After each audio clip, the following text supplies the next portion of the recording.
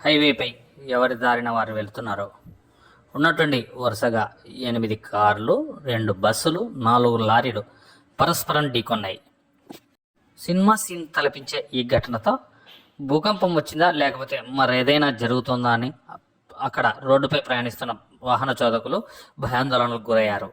ఈ ఘటన ఆదివారం రాత్రి తమిళనాడు రాష్ట్రంలోని కృష్ణగిరి జిల్లా హోసూరు సమీపంలోని పేరన్లపల్లి వద్ద చోటు చేసుకుంది.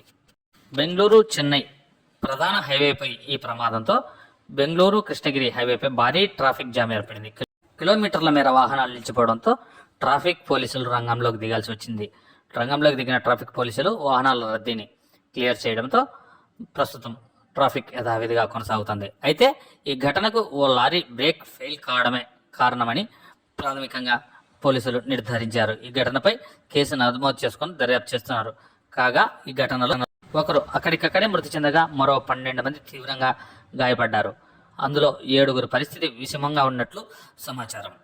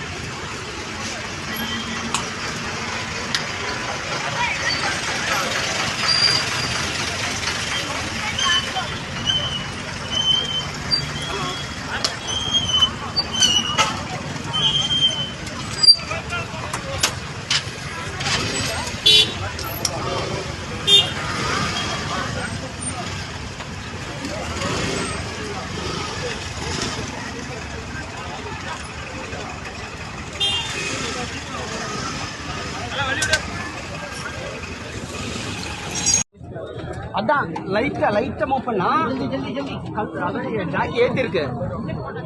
ஏன்னா கேட்டீங்களா? இல்ல வீலுக்கு போடலாம்னு சொல்றாங்க. வீலுக்கு போட்டு இஷ்டம் இல்ல, ஒரே வாட்டி இப்படி வந்துரும். ஆமா